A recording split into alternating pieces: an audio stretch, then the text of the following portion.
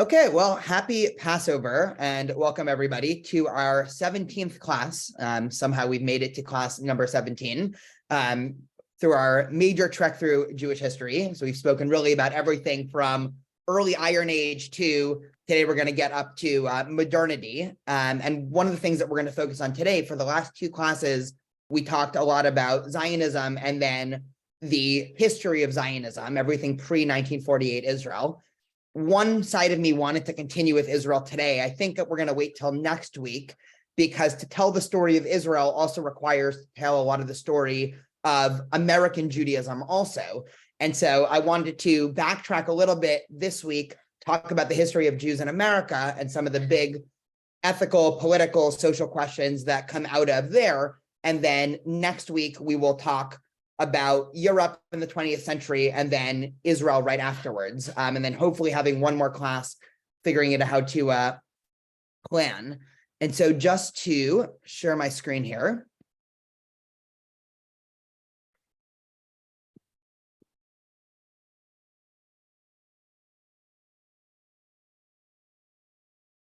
Perfect. So I wanted to start off a little counterintuitively here. I really do want to approach the history of Jews in America in a systematic way. So really just starting historically and trying to get a timeline. One, I will just say it was incredibly hard to try to figure out which unique points and events in American Jewish history to talk about, because as one could imagine, there are about infinite number of events and cases and situations and different denominations, and Jewish life in America in the last 300 years has been extremely rich and robust, as we'll talk about. And so inevitably, I'm going to leave things out, and inevitably, I'm going to focus on some things for longer than others. But I wanted to start off here reading a responsa, so a teshuvah of what we would all consider to be an ultra-Orthodox rabbi, Moshe Feinstein, in 1984. And just to frame a little bit of how I want to contextualize America, and we can talk about some interesting contemporary academic debates in the field of American Jewish studies.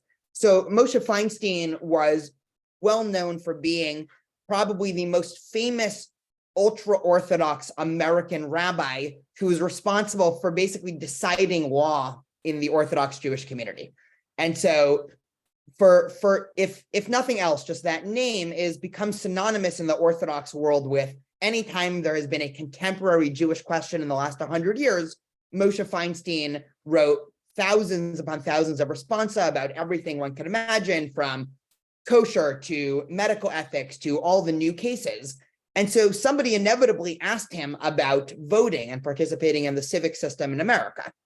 And I want to say a couple of things about participating in civic systems. We spoke, I mean, it must have been 4 or 5 months ago, that Judaism has a very interesting and early history with political interaction, right? One of the most famous and important parts of Jewish history, and one of the most famous texts, which I think we must have spoken about in class 2 or 3, was Jeremiah's letter to the exile.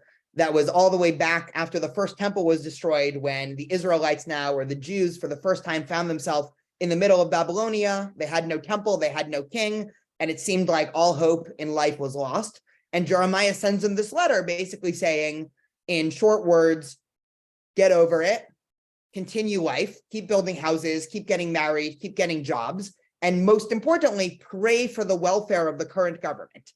And so Jeremiah starts this 2,500-year-long Jewish legacy of being involved in civic government, whatever that looks like. And that has obviously differed in an enormous array over the course of Jewish history, because there have been times more often than not when the government or political authority was not such a fan of Jews, for lack of a stronger term. And so the ability of Jews to be involved in civic engagement has always been limited in history. America, as we're going to see, is actually the first country in history that started off on a premise of Jewish equality, which is something that we'll talk about a little bit later. But Jews have never really had to deal with questions of they are fully participating members of a political society. What should they do? And so they asked Moshe Feinstein, are Orthodox or Jews who keep halacha, Jewish law, are we allowed to vote? Are we supposed to vote, right? What should we do with that? The other point that I want to make, just by way of introduction of how important this text is, is the other half of the ultra-Orthodox community, both currently and in the 1980s, obviously live in Israel. And in Israel, through what we talked about 2 weeks ago of the ultra-Orthodox skepticism of Zionism, they, in large numbers, they do vote, but they do not view themselves as having any civic duty at all. If anything, the ultra-Orthodox community in Israel wants nothing to do with civics. They don't see themselves as part of the country. They would not describe themselves as patriots or Zionists or proud Israelis. And so Moshe Feinstein gets this question and he answers as follows. He says, on reaching the shores of the United States, Jews found a safe haven. The rights guaranteed by the US Constitution and the Bill of Rights have allowed us the freedom to practice our religion without interference and to live in this republic in safety. A fundamental principle of Judaism is hakarat hatov, recognizing benefits afforded us and giving expression to our appreciation. Therefore, it is incumbent upon each Jewish citizen to participate in the democratic system, which guards the freedoms we enjoy. The most fundamental responsibility of each individual is to register and to vote. Therefore, I urge all members of the Jewish community to fulfill their obligations by registering as soon as possible and by voting. By this, we can express our appreciation and contribute to the continued security of our community. And so this is obviously an important text just because isn't it nice that he is urging the wider Orthodox community to vote, the community that maybe historically has been very skeptical of governments in general. Certainly that's been true with the ultra-Orthodox community. He almost goes one level deeper by equating participation, and this is something that a lot of scholars have pointed out when studying this text, almost equating participating in the American system almost as a continuation of Judaism, right? He says it's incumbent upon each Jewish citizen, which within the Orthodox world, that's a language that's usually used and is reserved for the practice of mitzvot. And so it's a really strong statement of the Jewish need and, right, for lack of a better term, I mean, he uses the term hakarat hatov, which is gratitude, of the fact that America really has been different for Jews throughout history. Now, just two things to say at the outset, because in recent years, and we'll talk about this a little bit later, there's sort of endless academic debate within Jewish studies departments about this question of American Jewish exceptionalism, and roughly boiled down to both sides of this debate. One side is sort of the more traditional view that I would guess if you knocked on the door of a random American Jew and asked them, has America been exceptional for Jews? They would say, yes, of course, and give you 20 reasons why. In recent years, it's become more in vogue in Jewish studies departments to try to challenge that premise and give a whole bunch of reasons why America hasn't been exceptional to Jews. We'll revisit that debate a little bit later. But Moshe Feinstein seems like he's very clearly coming down on the side of American Jewish exceptionalism. So that's one thing just to think about at the outset. The second, which I think is equally important just to say, is when American Jews say American Jewish exceptionalism, that doesn't necessarily coincide. Oftentimes there's a correlation, but it doesn't mean you're also signing on to the idea of American exceptionalism, which of course has been under attack increasingly, especially in certain leftist circles. So it is possible to have two simultaneous thoughts at the same time, that America started off on a premise of equality for Jews that was exceptional throughout our history, and also America in 1776 or even 1800s or 1900s or even now has not been as equally gracious, for lack of a bad word, or did not treat other minorities with nearly as much respect as they should have. So those two things can both be true, and hopefully that'll come across in a lot of the conversation today. So obviously we have to start off pre-revolution, and so we are now, and I'm just going to switch chairs real quick. That chair is squeaking. So obviously history of Jews in the Americas long predates 1776. And so we know, and there's some fascinating articles and books written about early Jewish explorers that basically got on Spanish and Portuguese ships.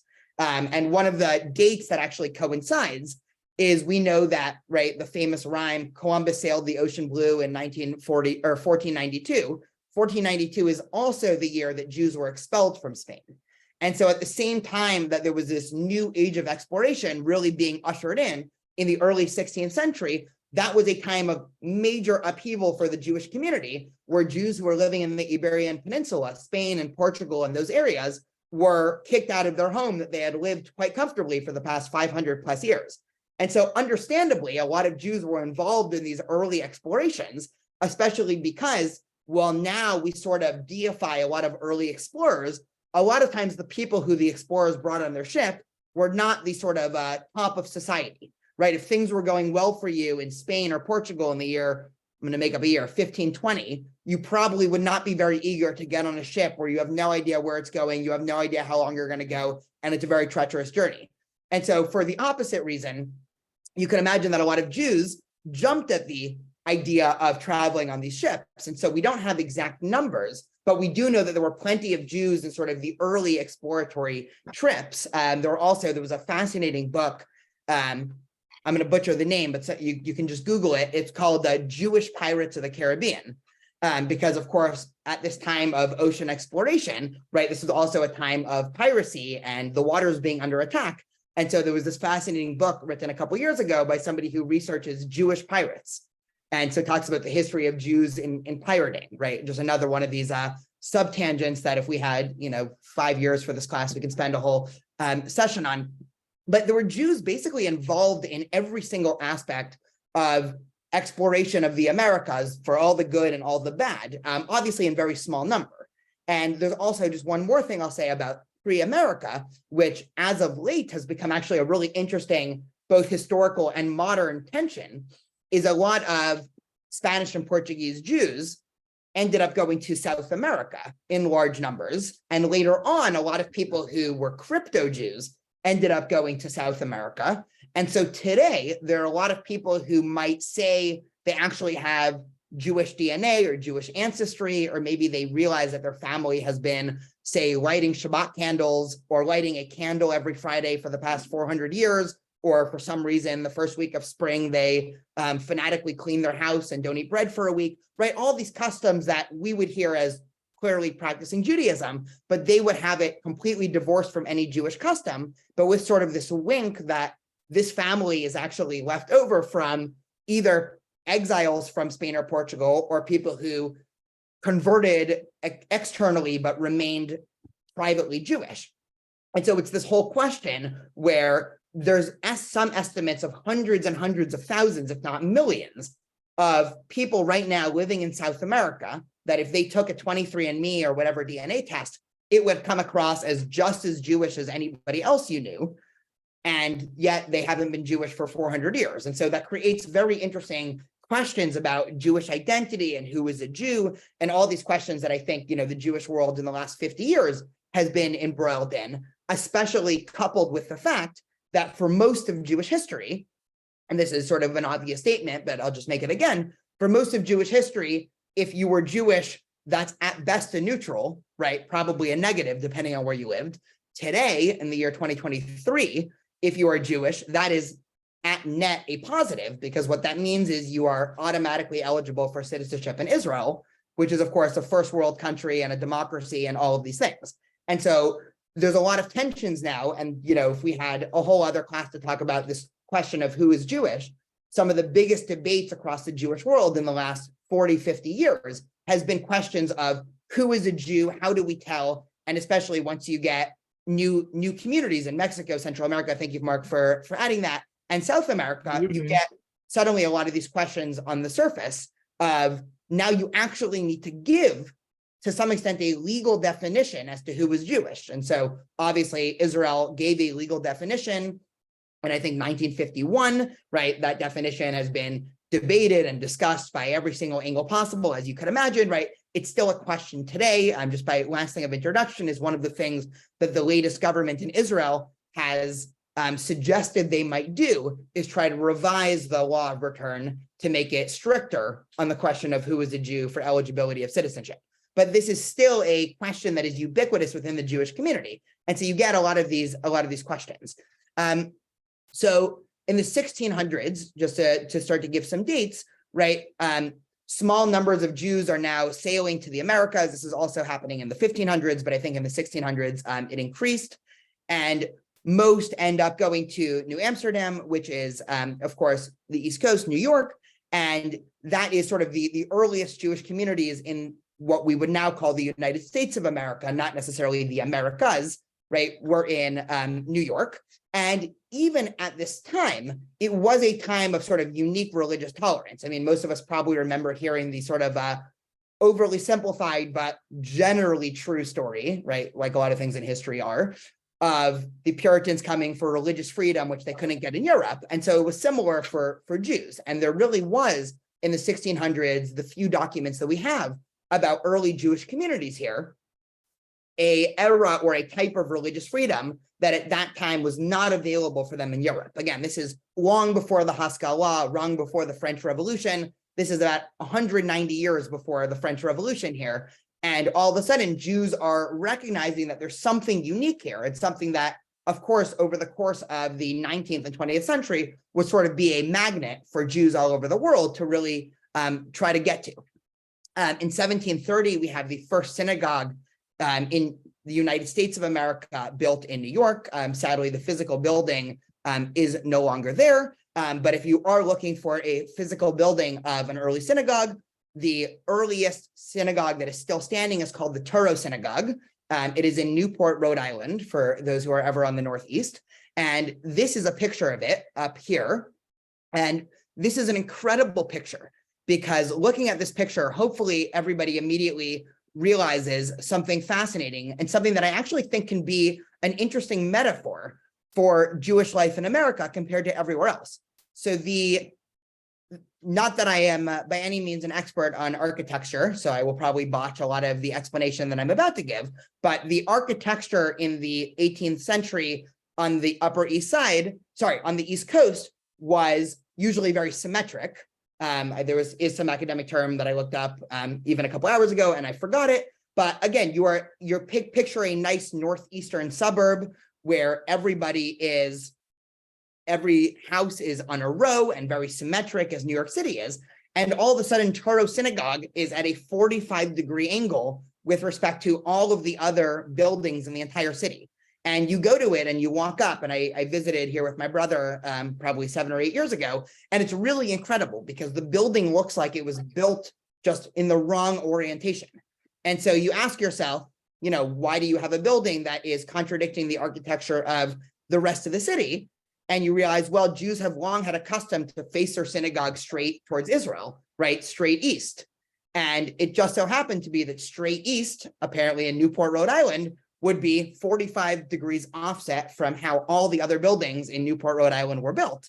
And so rather than, as you can imagine, Jews throughout all of history would do, which is to say, okay, let's not try to ruffle any feathers. Let's not try to make a big deal about this. The fact that we even have a synagogue, right, we should be appreciative of, right? The Jews who built the Touro Synagogue, obviously they had some awareness of the social and political climate that they were in. They felt comfortable enough to build their synagogue, messing up the architectural symmetry of the entire city, which one is just a fascinating historical story, but I think it's also just a great metaphor for Jewish life in the Americas and what it really meant and why I think both Moshe Feinstein and modern Jews and everyone else speaks about America as a way where it's just been different, even in ways that are hard to explain, which again, it doesn't mean that it's perfect, but it means that clearly there is something happening in America and something that has happened that has been a unique event for Jews in history. And if people want just to see, to pick exact dates for where Jews in the 13 colonies, right? Some obviously before, some after America was founded. These are some of the earlier settlements of Jews. One thing that's interesting to notice, which we'll talk about later, is Jews both were in the North and the South in large numbers. And so some of the earlier congregations are also South in Georgia and South Carolina. And that will obviously come to a headway in about 80 years once the Civil War happens.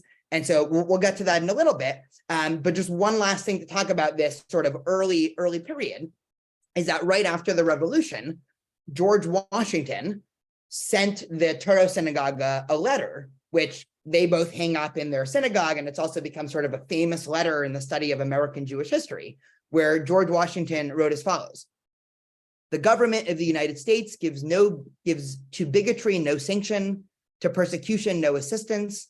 May the children of the stock of Abraham who dwell in this land continue to merit and enjoy the goodwill of the other inhabitants. And while everyone shall sit safely under his own vine and fig tree, and there shall be none to make him afraid. May the Father of all mercies scatter light and not darkness in our paths, and make us all in our several vocations useful here, and in our own due time and way everlastingly happy.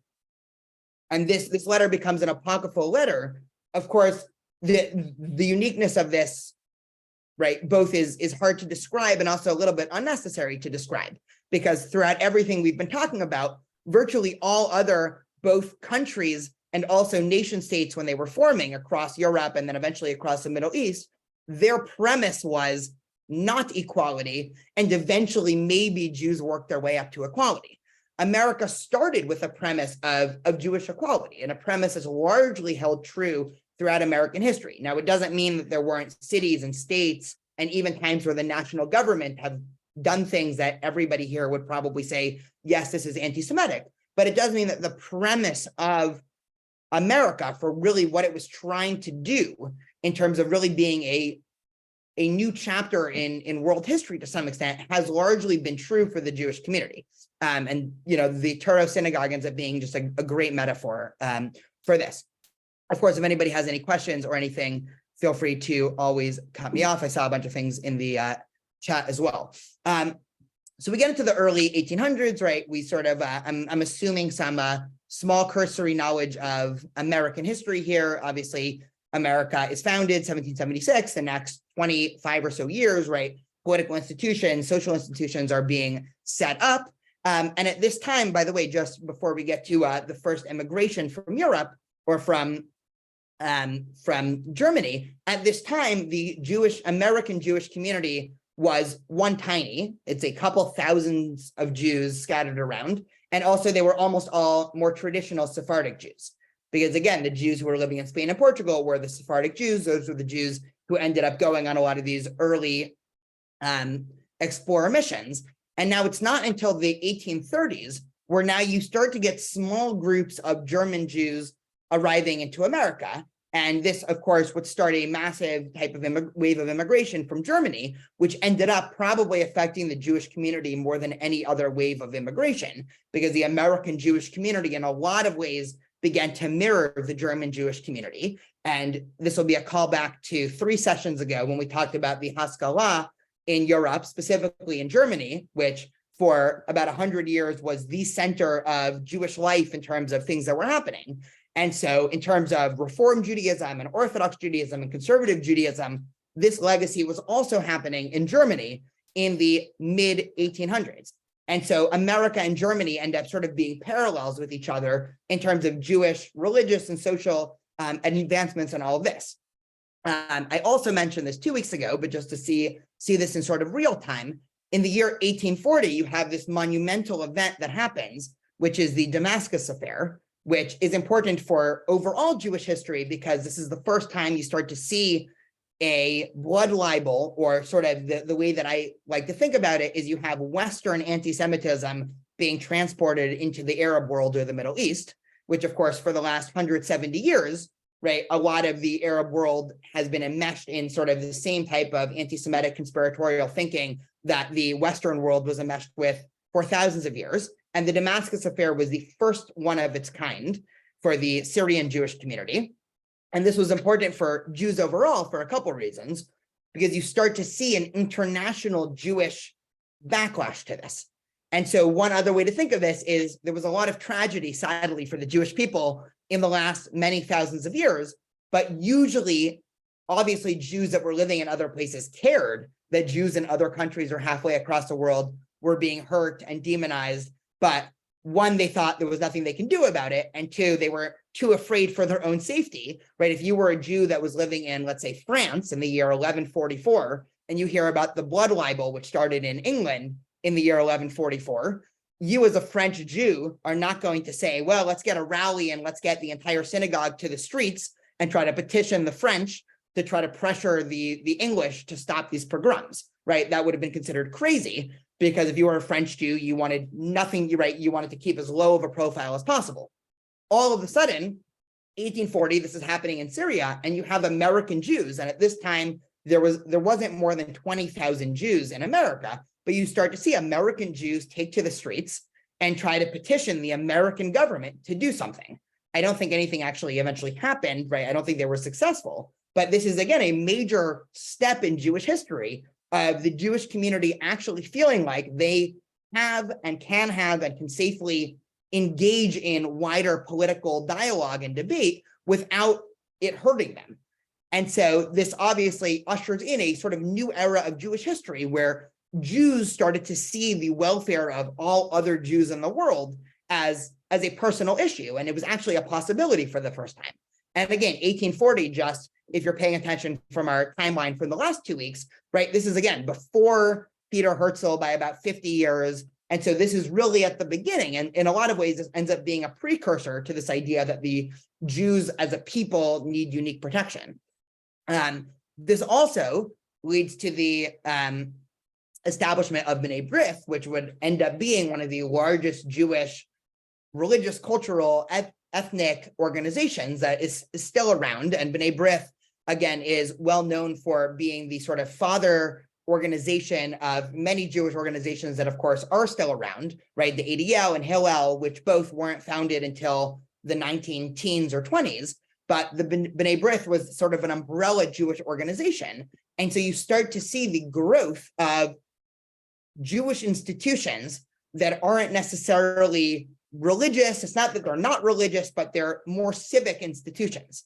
And so the creation of these, again, is a direct continuation of the sort of unique situation of Jews in America, feeling like, well, it's great that we all have a synagogue, right? Synagogues were, of course, a big thing. But what if Jews want to get together to do something that's not pray, right? What if Jews want to get together to do political action or social justice or one of these things that, again, today in the American Jewish community, we sort of say, of course, right? If anything, there are, for every one issue, there are probably 6 Jewish organizations that are trying to tackle it. But of course, this all needs a historical precursor. And so B'nai B'rith, again, was also founded in the 1840s. And again, this is also now a continuation of sort of this type of Germanic Judaism that was brought over the seas into America. You also, and I only included this line, not because I think it's one of the most important things that happened in America, but because just as a methodology of the way that I've been trying to portray history here, we can see if it worked at all, is we've spoken about a number of times in Jewish history where the Bible was translated into whatever host language. We started off with Greek, we then went to Arabic, we then went to German. There were probably some other languages that I just forgot about. And so this sort of, again, represents, right, when the Torah is translated into a new language or a new way of speaking, it's a lot more important than, well, what words are they going to use, right? Are they going to use the same words as the King James Version, which of course had been translated into English for hundreds of years already, or are they going to use different words, right? It means that this is a cultural turning point in the Jewish community. And again, for all the reasons why scholars are interested in translations and the history of translations, the fact that the Torah was translated into from Hebrew into English tells you a couple of things.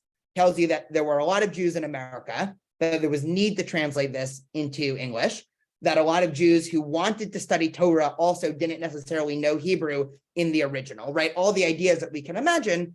And so 1845, again, the Torah is translated into English. And of course, in the 1840s, Jews start to move out west. So many Jews joined the sort of frenzy out to the west during the gold rush. Jews ended up moving to LA around this time, to San Francisco. And so the history of Jews on the West Coast is about 170 or 180 years old. There's some really interesting historical accounts of Jews in California and all of that. And then the last thing I want to say just about the early 1800s, and then we'll take a step back for comments or questions, is you get a lot of really interesting series of ideological discussions. I'm going to call them the Reform debates. I don't think that's how anybody else refers to them. But at this point, you can imagine there were 2 different Reform communities. The Reform community in Germany that was slowly growing under the guise of Abraham Geiger, who was the founder of Reform Judaism. And now you have a lot of German Jews moving out to America that are trying to establish Reform Jewish community in America. And what do you know? The 2 Reform communities end up having ideological disagreements, right? This is, of course, nothing new in the Jewish world. It's nothing new in the Reformed Jewish world. Since the outset of Reformed Judaism, there have been dialogues and debates about virtually every single premise of what the movement stands for. But you start to get these really interesting divergences between what the Reform movement was looking like in Germany and what the Reform movement was looking like in the US. A debate that would probably be more presently important if obviously the Holocaust never happened and Jewish life in Germany stayed as it was going. And just, one comment on that, where in the late 1800s and early 1900s, Jewish life in Germany was quite excellent, at least compared to the rest of Europe. And so it was really seeing, if you were a Jewish demographer and you were sitting there in the year 1920 and you were trying to figure out where the future of Judaism lies in the world, and you said the two places were going to be America and Germany, you probably would have been agreed with the majority of Jews. They would have looked around and they would have said, yeah, that sounds about right. And so these debates are extremely important, because at the time, this was going to dictate where the future of really liberal Judaism was going to go. So one interesting debate was about liturgy. And I'm including this here because I think this is presently interesting for a lot of people here, where the German Jewish community was a lot more radical than the American Jewish Reform community. And what I mean by that is the things that Abraham Geiger were proposing would have struck in even your most Reformed American Reformed Jew in the mid 1800s as a step too far. So one example, right, I actually didn't include this here, but Abraham Geiger was he was against circumcision compared to the early American Reform movement, and of course the modern Reform movement that is not anti-circumcision. Others were about whether or not, let's say, rabbinic literature has a place in Jewish community. So Abraham Geiger famously was against the Talmud and the rabbis, and he basically, and I'm paraphrasing here, he said, well, why do we need them, right? We have the Bible and we have our sort of modern ability to interpret, right? Let's cut out the middleman, right? Almost very similar to a Protestant Reformation, right? The American Jewish Reform movement was not pro, let's say, excising the rabbinic tradition. I put liturgy here because liturgy is a really interesting point of disagreement, where the German Reformed community was a lot more in favor of changing a lot more of the liturgy and translating a lot more of the liturgy than the American Reform movement. And so just one way to conceptualize this is that in the Reform movement in America today, the majority of the liturgy is the traditional liturgy. Whenever there's ideological problems that arise, usually there's small edits. And so just two examples to think about. One of the most famous and obvious examples for people that are studying the liturgy is the Reform community's liturgy is gender neutral. And so, or not gender neutral, but it adds females in places where the traditional Jewish liturgy does not have females. So one of the most famous examples is during the Shemona Esrei. The traditional version is Elohei Abraham, Elohei Yitzchak, Elohei Yaakov. And then it continues, Ha'el HaGadol HaGibor, right? The Reform liturgy adds the matriarchs.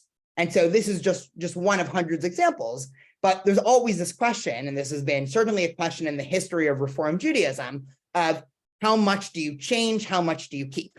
And the German community went a lot further in changing a lot more things than the American Reformed Jewish community, which both kept a lot of the structure and also kept a lot of the Hebrew, as opposed to the German Jewish community that erased a lot of the structure and switched a lot of it to German. Gender roles was also a big debate. The American Jewish community was a lot more, let's say, feministic than the German Jewish community. And so very quickly, the American Jewish community was willing to make all sorts of adaptations to Judaism as a whole than the Germanic Jewish community that wasn't not doing it because they were traditionalists, but because they were more, let's say, socially conservative. Another interesting point is interfaith marriages. And here it might sound counterintuitive, but the German Jewish community was more against intermarriage than the American Reformed Jewish community, because one of the main fundaments of the German Jewish community was change Judaism as much as you want, but we need to keep Judaism distinct from Christianity, right? That's how it evolved in Germany. In America, the pressures were a little bit different for reasons that hopefully will become clear throughout this class. but there was less of a fear from American reform leaders that American Jews would be pressured to convert to Christianity, which has certainly been true historically. And you can almost think of this as just the legacy of Jews in Europe compared to the sort of New Start, where for hundreds of years, the biggest threat, or one of the biggest threats, was the fact that the Christian community in Europe wanted to convert Jews to Christianity. And so if you're a Jewish leader, your sort of primary fundament for Jewish community is do not let them convert to Christianity, right? What's a great way for a Jew to convert to Christianity? They go to college, they meet a nice Christian, they get married, and then 3 years later, they decide, well, it's just easier to be Christian. In America, to a much lesser degree, right, this never happened at all. And this wasn't, and even when it did happen, right, it was a tiny minority. And so the American Reform community was always less skeptical of the idea of intermarriage and even to some extent assimilation into a lot of social situations that the German Jewish community just never got there. Again, we can have all the conversation we like, which one is better, which one is worse, is there even such a thing as better or worse? But it is a really interesting point that comes across just studying the difference. And then just the last thing here is that the American Jewish community was always less interested in conversations about theology and liturgy, right? Obviously, this is a generalization, but the early Reform American Jewish leaders, when they got here, they were less interested in combing through the prayer book and combing through past books and trying to figure out theological nuances. They were a lot more interested in political action and social justice and sort of things that, again, are a direct line to a lot of the ways in which the American Reform Jewish community functions today. Taking a step back, any thoughts or questions or comments, anything to add here? I've definitely left that a lot out for the first half of the 1800s here.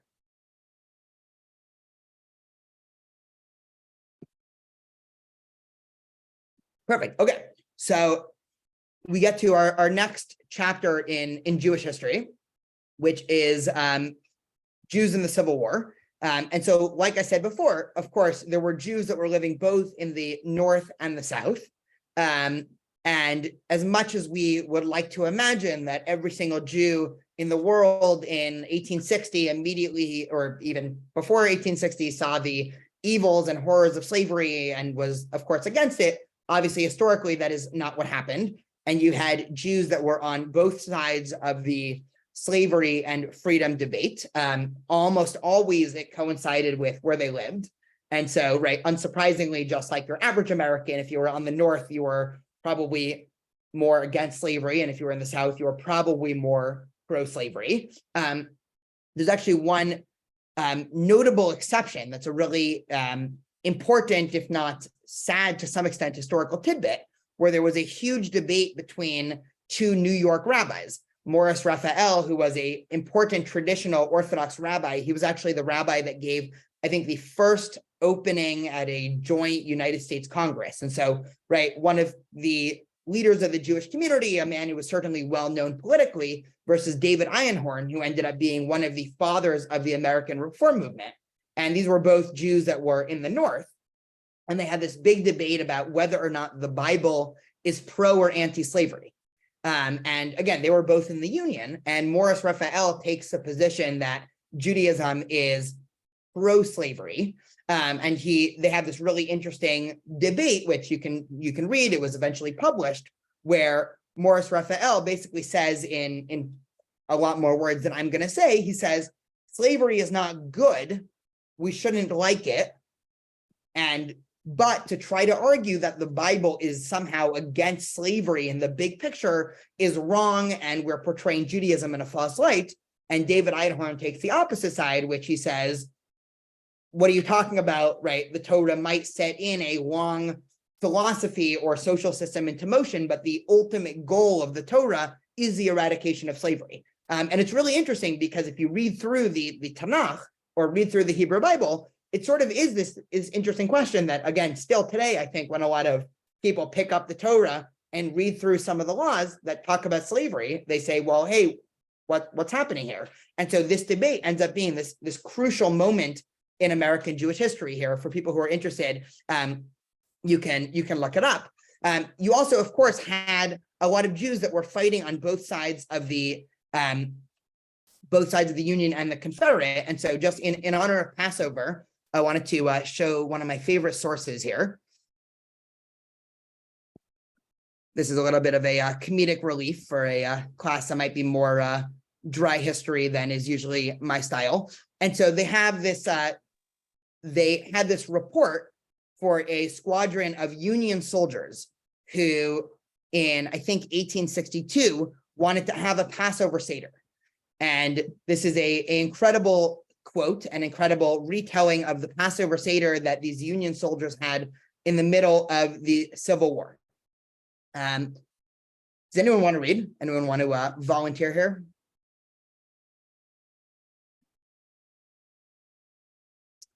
Okay, I'll go for it. So he starts, we sent parties to forage in the country for Passover food, while a party stayed to build a log hut for the services. We obtained 2 kegs of cider, a lamb, several chickens, and some eggs. Horseradish or parsley we could not obtain, but in lieu we found a weed whose bitterness, I apprehend, exceeded anything our forefathers enjoyed.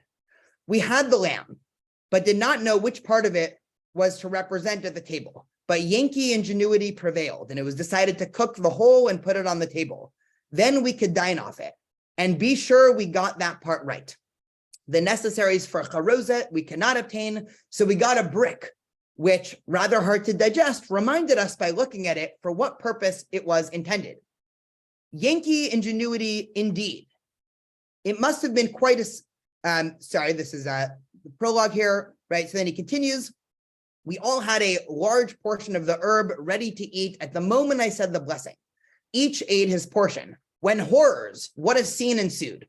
The herb was very bitter and very fiery, like cayenne pepper, and excited our thirst to such a degree that we forgot the law authorizing us to drink only 4 cups. And we drank up all the cider. Those that drank more freely became excited, and one thought he was Moses, another Aaron, and one had the audacity to call himself Pharaoh. The consequence was a skirmish with nobody hurt. Only Moses, Aaron, and Pharaoh had to be carried to the camp, and there left in the arms of Morpheus. More problematic was the situation of Union soldiers who, unable to form their own Seder, were forced to fraternize with local Jews. Meyer Levy of Philadelphia, for example, was in a Virginia town one Passover late in the war when he saw a young boy sitting on his front steps eating a piece of matzah. When Levy asked the boy for a piece, the child fled indoors, shouting at the top of his lungs, "Mother, there's a damn Yankee Jew outside." The boy's mother invited Levy to Seder that night. One wonders how the Virginian family and the Yankee soldier each interpreted the Haggadah portions describing the evils of bondage. So half a little comedic relief just in terms of, obviously, Passover, right? Hopefully the memory of the Seder is fresh in our minds, but also just a little bit of the irony to some extent that you had on the opposite side of this, you have Confederate Jews who are fighting in the Civil War, obviously to protect slavery. Of course, there were other reasons, but primarily on the pro-slavery side, that were having a Passover Seder mid-war. Obviously, the bit about the maror, it's become a tradition in my family to read that every single year before we eat maror every Passover. But just again, to read these accounts, which one are hilarious, and two, they also teach you that Jews have really been involved in every stage of American history, right? Civil War notwithstanding. So just moving on a little bit, because the Civil War also ushered in a very unique moment for Jews, which from some perspective is a low point of anti-Semitism, and another perspective is a high point of non-anti-Semitism, and I'll explain that in a second. And this is best summarized in historian Jonathan Sarna wrote a book called When Grant Expelled the Jews. And what happened was as follows, without getting into exactly why, right, General Grant, who eventually became President Grant, right, the general of the Union Army, decided that he didn't trust Jews who were living in certain cities because they might have been helping the Confederate side during war efforts. And so, right, of course, this, of course, mimics classic anti-Semitic tropes of the Jews having dual loyalty and maybe Jews who are in the Union or the Confederacy, maybe they have more loyalty to the other Jews than they do the actual mission. So General Grant decides to issue an order expelling all Jews from certain areas where the Union was in charge of. And so he wrote as follows, and this was a American law for about a week. The Jews as a class violating every regulation of trade established by the Treasury Department and also department orders are hereby expelled within 24 hours from the receipt of this order.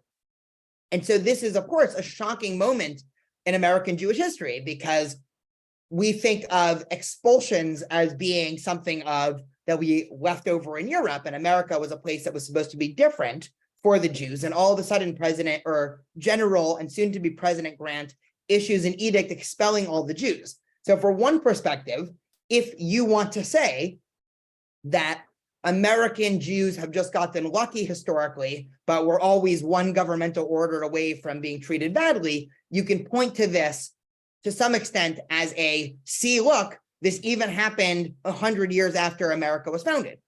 On the other hand, what was interesting about this historic episode and what made it different, I think, than all the other times when Jews were expelled is this, of course, gets to the desk of Abraham Lincoln, who was, of course, president at the time. And Lincoln, in no uncertain terms, basically says, are you crazy? Reverse that order immediately. And so President Lincoln forces Grant to reverse the order. And more so, when Grant ends up being elected president, he basically has this chip on his shoulder. And there's a lot of interesting academic theories as to why, whether or not he truly had a change of heart, or he realized he needed the Jewish vote to get elected and stay in office, right? You can come up with whatever pet theory you want. But General Grant historically ends up being one of the most pro-Jewish presidents in American Jewish history. And so just to take a line from Jonathan Sarna's discussion of this, he writes that this whole episode also empowered Jews with the knowledge that they could fight back against bigotry and win, even against a prominent general. The overturning of Grant's order, especially on the top of the victory in the chaplaincy affair, appreciably strengthened the Jewish community and increased its self-confidence. The success also validated an activist Jewish communal policy that based claims to equality on American laws and values while relying on help from public officials to combat prejudice and defends Jews' minority rights. And so this ends up being a fascinating episode in American Jewish history, one, because it does start off as bad as all of these other anti-Semitic things that we've discussed over the past several months. On the other hand, the Jewish community, with, of course, help from Abraham Lincoln, they start to protest and they start to make social uproar. They realize that it works. And so this, of course, convinced the rest of the Jewish community, as it still convinces us to a large part today, that America is a place that Jewish social and political voice matters, and that operating from within the political framework is equally, if not a better way to ensure Jewish safety than attempting to subjugate or dodge it and operate outside. And so that is sort of the interesting history of the Civil War here. Obviously, more happened here. We're sort of just grasping the headlines. But if anybody does want to learn more about this episode, it's Jonathan Sarna, When Grant Expelled the Jews. And it's a book basically about Jews in the Civil War and this specific edict. So all of a sudden, just moving on, of course, if anybody has any questions, feel free to cut me off, but I'm trying to move us along in the timeline here. In the year 1881, you start to see increased pogroms in Eastern Europe. Now, hopefully everybody is nodding to themselves and says, well, of course, we spoke about that 2 weeks ago, and you'd be exactly right. And so one of the things that this 1881 set of pogroms inspired in the Russian Jewish community is a movement called Chobevei Zion, the Lovers of Zion, which inspired, again, a sort of proto-Herzl Zionistic movement where you have Jews from Eastern Europe moving to, then it was the Ottoman Empire, but we can call it Palestine, but arguably it wouldn't have been called Israel or Palestine then. At the same time, you now have a large amount of Jews that are leaving really all of Europe, but mostly Eastern Europe, and fleeing anti-Semitism and coming to the Americas. And the years 1881 to the end of the First World War was a time of to some extent, open immigration in American immigrant policy, especially towards Jews. And so you have this incredible couple decades where 2 million Jews are now arriving from Eastern Europe. And so now the Jewish population, we don't really have exact ideas as to how many it was before this, but we could say a couple 100,000. And so the Jewish community is at least quadrupling over the course of really one generation. And so this obviously is going to bring about a lot of change in Jewish life. And so this, of course, saw the growth of a lot of American institutions and American movements, right? We'll start with the growth of the Reform movement. And just to give sort of a history to a lot of institutions that a lot of us still engage with today, just one interesting historical tidbit and one way in which I think, and just by the way, a side point, just because I got a comment, my great-great-grandparents were, on my mom's side, were a part of this immigration, right? Other grandparents of mine were part of later immigrations to Americas. But again, most people, if you, right, just like I said months ago, that if you are an Ashkenazi Jew or have Ashkenazi Jewish lineage, there's a chance that your ancestors lived in the Pale Settlements. If you are an American Jew and you have Ashkenazi lineage, there's a good chance that at least one of your grandparents were a part of this immigration, assuming they didn't stay in Europe. I had grandparents that did both. So you see the growth of Reform Judaism, and one interesting event that happened that is often talked about, and I actually often bring up to contrast as to how different I think the contemporary Reform Jewish community is than the Reform movement in America in 1883. But at the first graduation ceremony of Hebrew Union College, which was the newly established Reform flagship rabbinic school in America, all of the graduates and all of the heads of the American Reform movement got together to have what they called the Treifa banquet. Treif, of course, means not kosher. And so this was a banquet in which all of the leading rabbis of the Reform movement had the most non-kosher foods possible, right? Cheeseburgers, shellfish, pork, and all of those things, as if explicitly saying Reform Judaism no longer values any of the traditions and the rituals of Judaism. Now, today, we can discuss, contemporary Reform Judaism in a little bit towards the end. I'm not saying that most, if not all, Reform Jews keep kosher, but I would almost state with a high level of certainty, you would never again have all of the leaders of the American Jewish Reform movement all gathering together to specifically do something against Jewish law as a point of, we no longer find this important or care about it. This also coincides, and we talked about this a couple weeks ago, with the Pittsburgh platform, which was very much in line with Jewish thinking in Europe at the time, which was saying Jews are no longer a people, we're a religion, right? We are good Americans, right? For those who are interested in this discussion, hop back 3 or 4 classes, so I don't want to spend too much time on this. But the Reform movement in America, what's important about this point, and something that would change a generation later, was the Reform movement in America was extremely anti-Zionist at the beginning.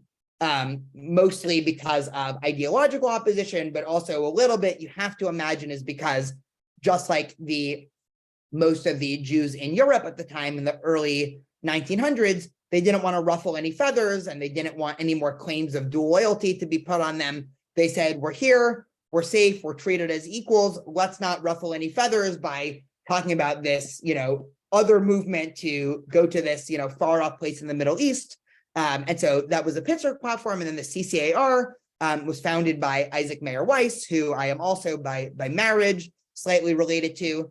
And so again, these are, of course, the flagship institutions that are still around today, and the URJ is a part of it. At the same time, of course, you have the growth of Orthodox Judaism in America. And so here in the late 1800s, you start to see the growth of Orthodox Jewish day schools, and you start to see Rabbi Yochanan Isaac Theological Seminary, which is the first European-style yeshiva transported into America. And so one of the reasons why this is interesting, one, just for people who are interested in the history of Orthodox Judaism in America, this is the precursor to Yeshiva University. And so this is the rabbinic school that's still around today, where most modern Orthodox or centrist Orthodox rabbis in America go to for rabbinic school. But it also represents a wider trend of European Jewish life being transplanted overseas and rebuilding its roots. Again, this is obviously pre even World War I, but the roots of a lot of American Judaism are things that were transported from overseas in Europe. And then, of course, just because we don't want to leave them out, right, you see also the growth of conservative Judaism. JTS, which is still the flagship conservative rabbinic seminary, also opens in 1887, right? One of the early heads was Solomon Schechter, just a man that would become synonymous with the conservative movement for years to come. And he, again, just as conservative Jews in the past, I won't read this quote, but he, again, spends his time in America trying to, as conservative Judaism did in Europe, create some sort of a balance between the Reform and Orthodox and attempt to usher in a Judaism which was still halachically binding, but also progressive in all the ways that conservative Judaism has tried to do. And so the 1881 to 1914, these roughly 45 years before World War I, was a pivotal moment in American Jewish life. And most of the institutions, if you ever forget, if somehow you're ever on a game show and somebody asks you, American institution X, when was it started?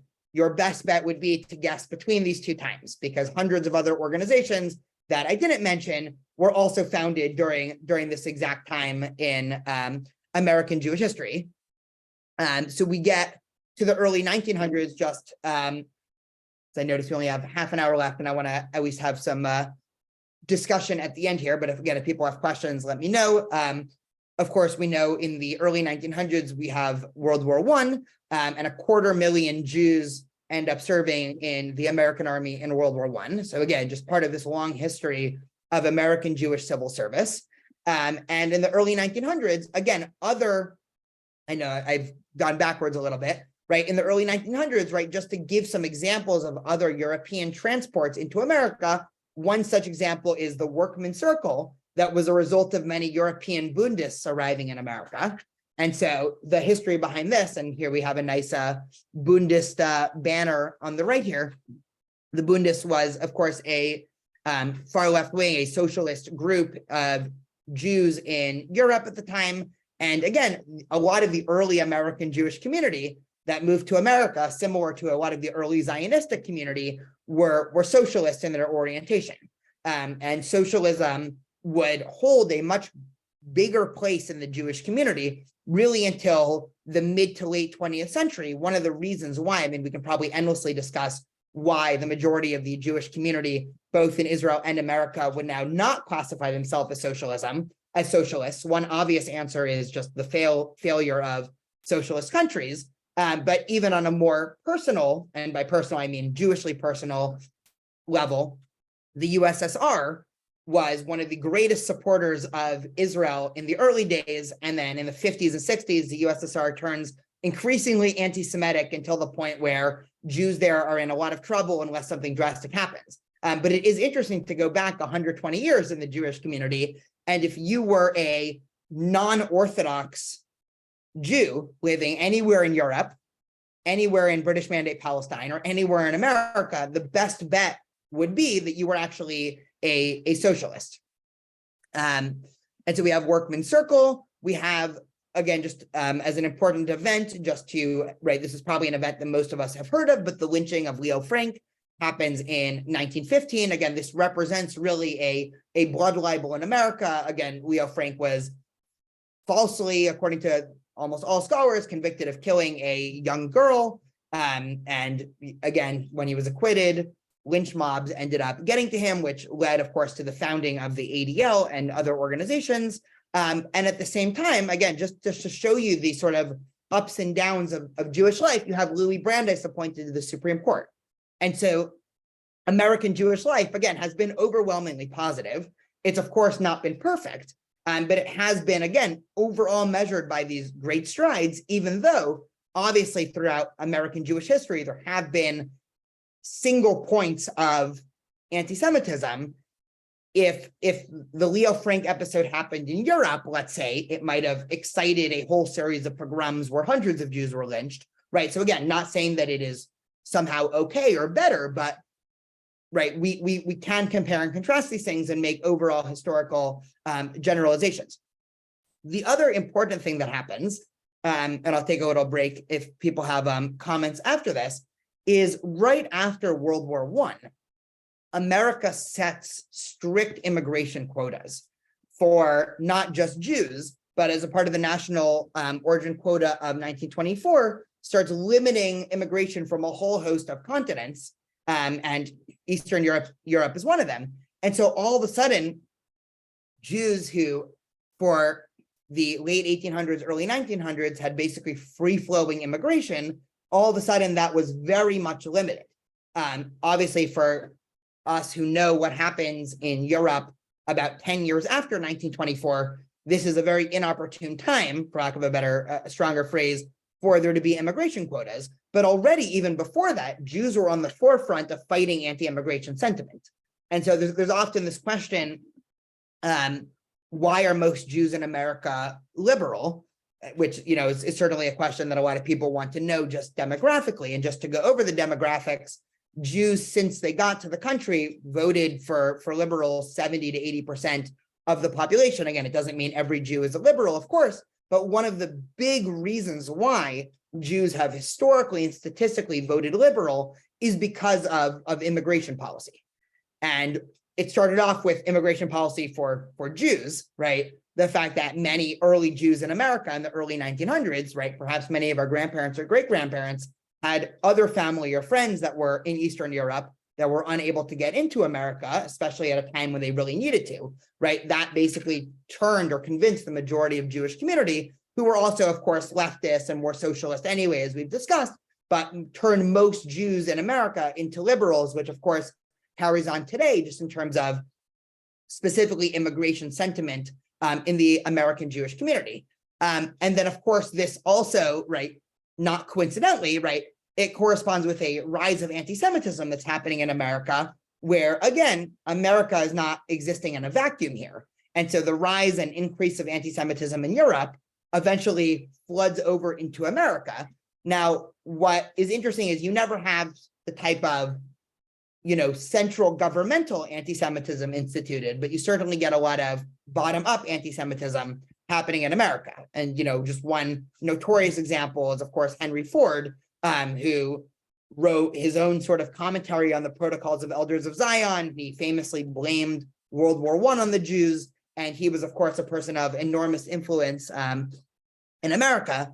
And this is also the time in America where you start to see strict quotas on Jews for different places in society.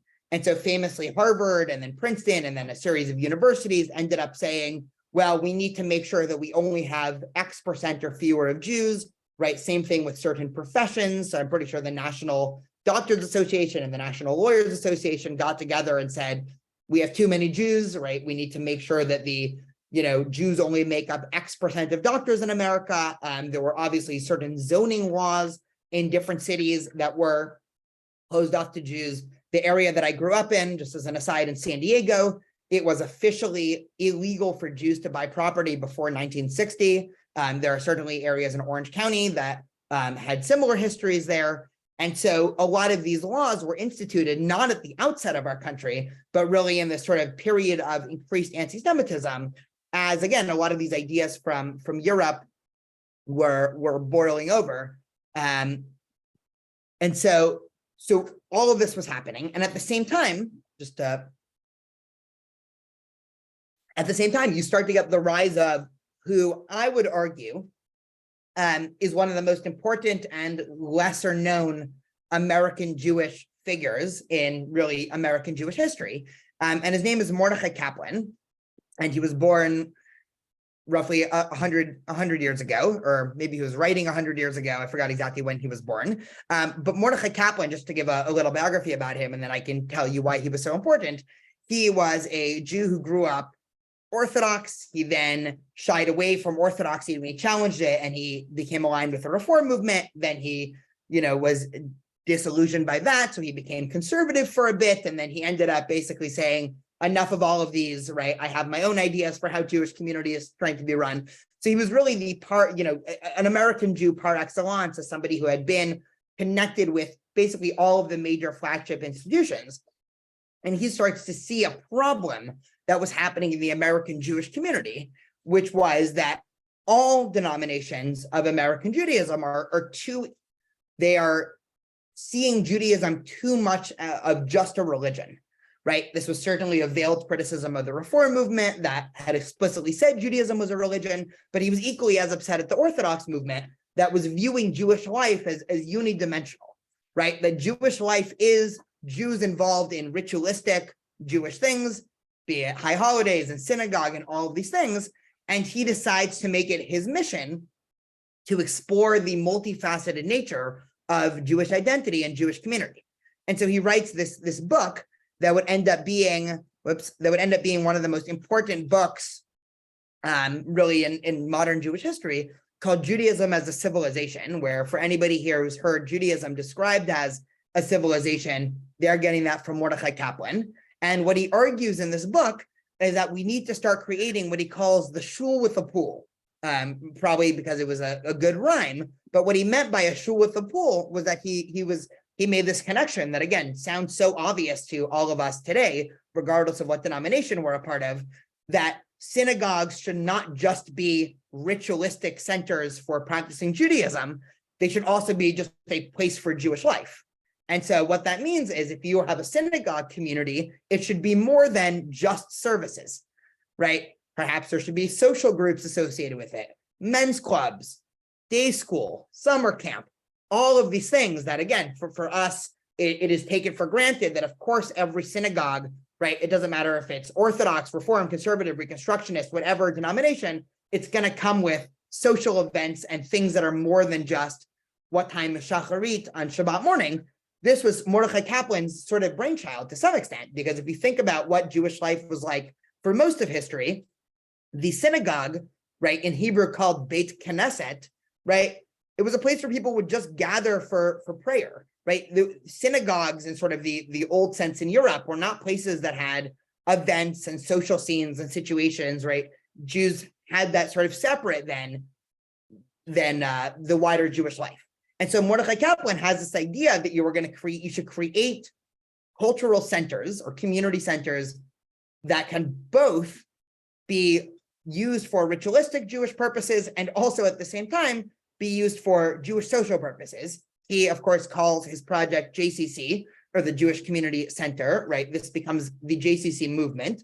Obviously, this was inspired in no small sense by the YMCA and other similar movements that were happening in the Christian community to add a social component to religion. But he notices something and points something out, which leads a lot of people to think that even though Mordechai Kaplan is not super well known, and the denomination that Mordechai Kaplan started, which, by the way, he was the founder of what we now know today as Reconstructionist Judaism, his legacy far outgrows the sort of couple 100,000, if that, Reconstructionist Jews that are around today, because he really did affect virtually every single movement.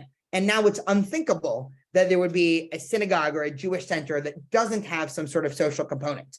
And so a lot of people credit Mordechai Kaplan with, again, not just, the fact that there's a men's club at a synagogue, the entire idea, say, of Jewish summer camp, and the entire idea, to some extent, of Jewish youth groups, right? NCSY, NIFTY, all of these groups can be in no small way traced back to Kaplan, who had this realization about the future of Jewish life and what Jewish life needs to stay interactive. And again, this very wise observation that is still, of course, true today, that most, if not a majority of Jews see their Jewish identity as going beyond an attachment to the religion called Judaism, right? It's more than an ethnic attachment to the fact that, oh, great, I've been Jewish for generations. It's more than just a religious attachment of, I am part of this religion called Judaism.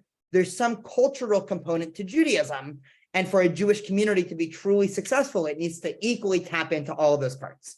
And so this was Mordechai Kaplan, again, one of the most underrated thinkers of American Jewish history. So we have one or two more slides, but I just want to take a moment to see if there's any comments, questions. This today ended up being a lot more, I guess, history and dates than I usually like doing. So I preemptively apologize for that. But it was hard enough as it was cutting out certain things. So I erred with doing a medium amount. Okay. So just go a little bit further, just one actual census that we have, right? Because they actually apparently started collecting censuses in 1927. So roughly 100 years ago, there was 4.2 million Jews in America. Just for those who are wondering, how big was the Jewish community at this time? Now, I think they estimate that the American Jewish community is between 7 and 8 million. So just so we can get some hard numbers there. Really, we're going to need a whole other class to talk about Europe. And so this is not talking about the Holocaust from a European or even a Jewish perspective, but specifically talking about how it affected the American Jewish community, which is a very different topic than obviously the Holocaust in general. But the Holocaust has a number of important effects just purely from a historical perspective that we'll talk about. One is that the liberal American Jewish community, right after Hitler gets elected, basically, they all sign on to Zionism. And this is also ends up being true with the majority of the Orthodox world, whether explicitly or implicitly. But the vast majority of liberal, including Reform Jews in, let's say, the year 1925, would not have been pro-Zionism. And 10 years later, a lot of them have given up on this idea that, well, we just need to stay in whatever country and we just need to be, you know, what we called diasporic nationalists. We just need to make sure that France or England or Germany just becomes more progressive and better, right? This is a palpable switch in the Jewish community, and a switch that is still true today, where now it is certainly a true statement to say the vast majority, and when I say vast, it's 90% plus on virtually every Pew study, the vast majority of the American Jewish community are Zionists. Now, the word Zionist does not mean 90% of the American Jewish community likes Bibi or doesn't like Bibi or likes settlements, right? Those are all internal political questions. But this big picture question of, should there be a Jewish homeland in our ancestral homeland in the Middle East? This was a major ideological switching point for mostly the world, but specifically the American Jewish community, who the majority of pre-1935 would have said no, until the reform movement, again, them explicitly changing their platform, is obviously just like today, when a lot of institutions change their mission statement, it's not because one guy at the top all of a sudden decides, wouldn't this be a great idea? It's because of bottom-up pressure, right? Oftentimes forces or convinces companies or institutions or places to change ideological strategy, right? We discussed before that there was a massive lack of immigration. So this, of course, right, there's been a ton written on America's response to the Holocaust. And one of, again, just a sad metaphor to view it through is the USS St. Louis, which was a ship of hundreds of Jews who were fleeing from Nazi-controlled Europe to the shores of America. America did not let in the boat, sent it back to Nazi-controlled Europe, and basically everybody but a couple dozen people were killed. And so this is obviously a horrific episode just in itself, but it does to some extent represent this larger, again, black spot on the history of America vis-a-vis the Holocaust, where it seems like America did not do virtually anything to help the Jews there. And eventually they entered into World War II. It almost certainly had nothing to do with the fact that they cared that the Jews were being killed there by the millions. There is a historic question, just we're discussing it through an American lens, of how much the average American, how much the average American politician, and how much the average American Jew knew about the Holocaust. More data has come out in the last generation or two that at least politicians in America seem to have a pretty high level knowledge of what was going on. Whether or not that made it down to the average American, again, that's a more difficult question, but it does seem like, and there's a particularly, I mean, I want to say the Holocaust Museum in Washington, D.C. has a really interesting, they have a whole exhibit, at least they did a couple years ago when I was there, talking about the shameful American or lack thereof support for Jews in the Holocaust, which was really interesting. But again, it's hard to overstate just how big of a failure this was. And at the same time, and this is, again, something that's been difficult for Jewish communities, and one of the dark legacies of most American Jewish communities is that the majority of American Jewish leaders also failed to speak out. And again, there's a lot of different opinions as to why, right? Ranging from everything we can probably immediately think of, which is one, maybe they didn't know, ranging from they knew, but they didn't want to ruffle any feathers, to they knew, but they didn't think they can do anything. So they were trying to, do other strategies, right? All of these different things, but there is a really a shocking dearth of American Jewish institutional and leadership comments or anything in the 1930s and 40s that every time I sort of go over, re-go over the articles and the data, it's really shocking just how much of a lack of speaking out there was. And this created a lot of skepticism from a lot of Jews for these sort of flagship institutions. And so, right, just to put a fine point on this issue, because it really is one of the sort of worst things I think that the American Jewish community has done, which has failed to speak out in any meaningful sense in World War II. At the same time, we know that 500,000 Jews, estimated, served America in World War II. So when America finally did enter the war, again, years too late, but did enter the war, 500,000 Jews are now serving in the army. And by the 1940s, the knowledge of the Holocaust begins to spread to sort of the average American and also the average Jew. Obviously, in the 1950s, it proliferates with the Eichmann trials, but there's actually there's one fascinating telling of this, and I'll give another book suggestion for people who like those.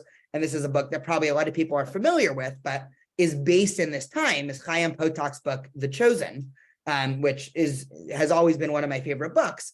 And the book, The Chosen, just to give a brief summary, is about what we would call a ultra-Orthodox or Hasidic boy and what we would call a more modern Orthodox boy. One was in Yeshiva University and the other was in a Hasidic yeshiva, and they sort of start off as enemies and they're playing baseball and one of them injures the other and they end up becoming good friends and sort of explore the world through their friendship. But one of the most emotionally deep parts of the book is the main character, Reuven's dad, is a professor of Talmud, and he was a leader in the Jewish community. And all of a sudden, there's some very moving passages in the late 1940s once he starts to realize what had happened in Europe. And it does a great job at vividly highlighting the fact that a lot of American Jews really didn't know, right? Your average Jew, again, not the people who were in high up positions necessarily, and what it sort of did to the psyche of the American Jewish community once they did learn, and sort of the failure of the American Jewish community in terms of what had happened in the Holocaust. I'm curious, I would love to hear some thoughts about this now that we're moving into more, I guess, slowly moving more towards modern times. I'm curious if anybody has any thoughts or comments or anything.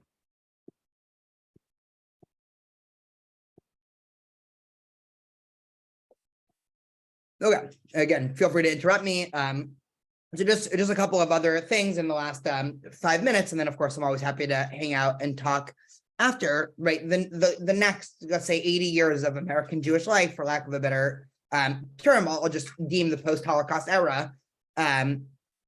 And what happens again after the 1960s is a lot, or really immediately after the Holocaust, there's some immigration. America keeps the quotas, but eventually America completely opens the door, at least to Jews. It's sort of, the more skeptical reading of that situation is once all the Jews, right, once Israel was established, all the Jews who really needed a home went to Israel if it wasn't already too late for them. Of course, for millions, it was too late. But after 1948, there were no such thing as Jewish refugees anymore because they all went to Israel. So between 1948 and 1952, the population of Israel doubled over 4 years, which again, was crazy for a new country and a starting economy and everything like that. So eventually, America is left open for Jews who would need it. And of course, there would be other groups of Jews who would need immigration to America.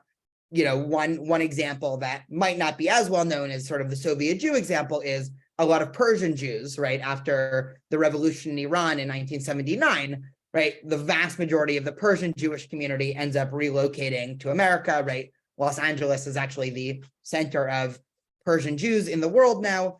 I think some estimates say there are almost 400,000 Persian Jews in LA. You can fact check me on exactly there. And then throughout the 1960s, again, this is going to be a story that a lot of people are intimately familiar with. Jews ended up being at the forefront of a lot of progressive and social movements, right? Probably the most famous and the most often spoken one is civil rights. And you have here Abraham Joshua Heschel and Martin Luther King Jr. Walking together. And so again, this shows, again, the Holocaust notwithstanding, you have this long legacy of Jewish civic engagement and Jewish speaking out against injustice, which in some way implicates the lack of talking in the Holocaust even more. But in other ways, again, just as a general trend of Jewish life in America, right? Jews have really been involved in a lot of movements, right? Same with the feminist movement, if we wanted to go a little bit back and talk about that.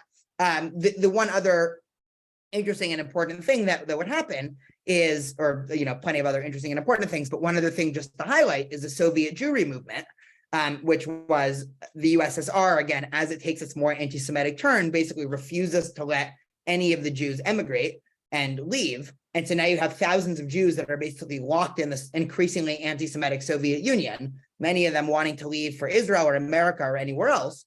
And this is the time when, again, American Jews and institutions also take to the streets in the beginning at small numbers, but eventually the numbers get much larger. And eventually the pressure is so big that the Soviet Union, that America, really does change its foreign policy based off of the American Jewish community. And so you really do have this, this political success. And this, of course, right, while this was happening, or in 1967, we'll discuss this next time when we talk about Israel, but the 6-Day War was also a big turning point for a lot of American Jews in terms of their views of Israel and also their public Jewish pride. So there's two points to say on this, and then we'll end today and we'll sort of leave off with an open question. One is from 1948 to 1967, even though most American Jews would have identified as Zionist on a poll given to them after synagogue, they probably weren't wearing it on their sleeve. Meaning the type of, let's say, enthusiasm for Israel and Zionism that you see today in the Jewish community, where there are Israeli flags everywhere and Jewish communities have celebrations for Yom HaAtzmaut, and going to Israel is a big thing that communities do, and all of these things, that really changed after 1967, where you had this moment, again, we'll unpack exactly what happened next time, but you had a couple weeks or months where American Jews thought that Israel was going to be wiped off the map. And, in the words of American Jewish leaders, you were going to have a second Holocaust, to Israel miraculously winning the war and expanding their borders and really showing the American Jewish community that Israel is not going anywhere, which is really what 1967 did. And so you start to see this public outpouring of explicit support for Israel. And at the same time, and there's actually Mark Dollinger, who is a Jewish studies professor, I'm forgetting which university, has an interesting book about this, but he talks about the parallels between in general, right, sort of outwardly explicit Jewish movements in America and the same thing in the Black community, and how in the 60s and 70s, Jews started wearing their identity on their sleeve a lot more than they did throughout the rest of Jewish history. And so even though America was a place of relative tolerance, Jews weren't, lighting public menorahs in the middle of downtown and busy shopping malls during Christmas season. It was just a thing that most Jews were shied away from.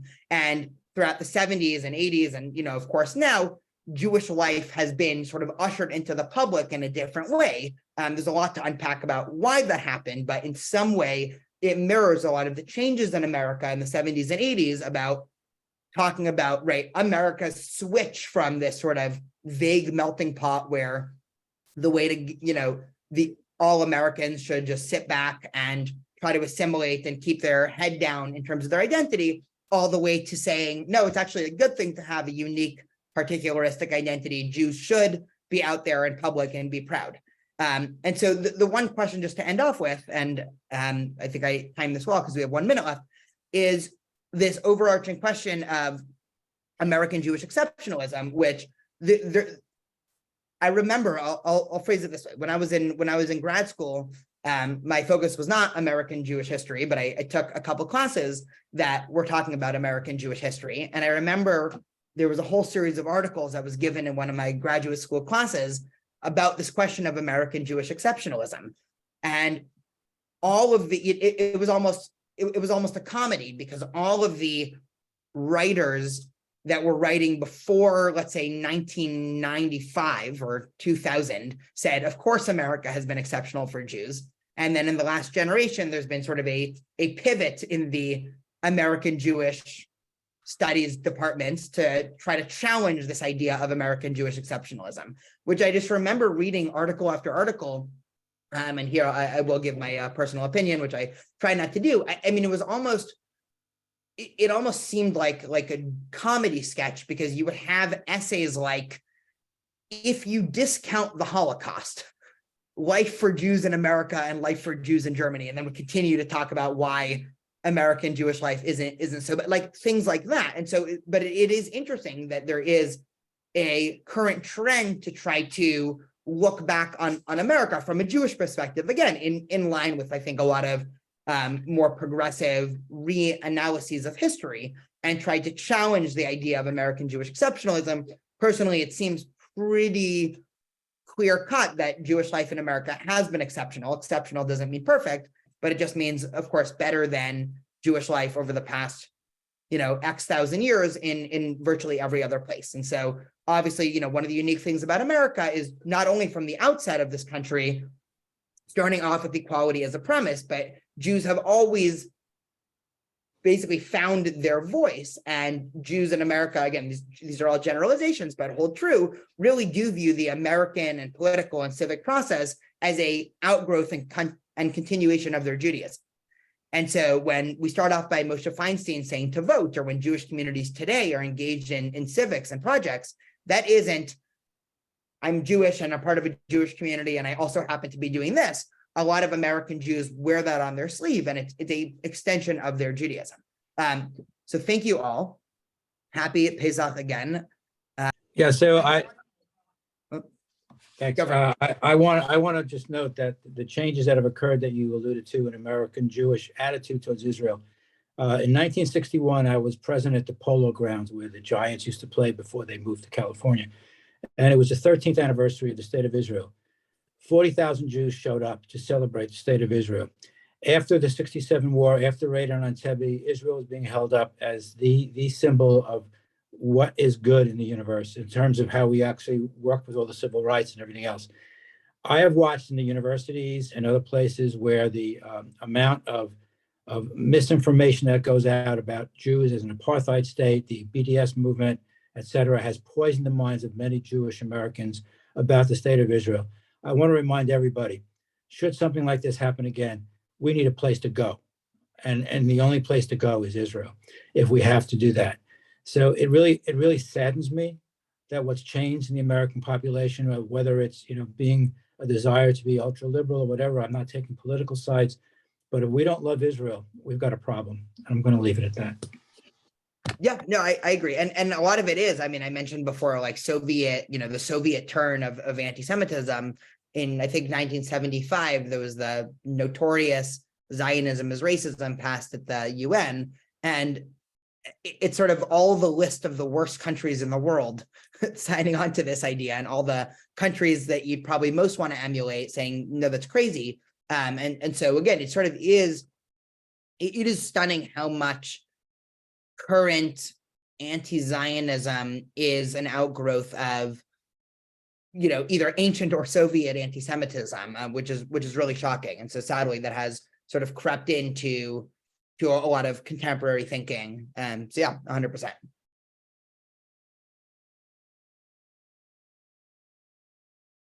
Well, thank you all. I will see you all next week.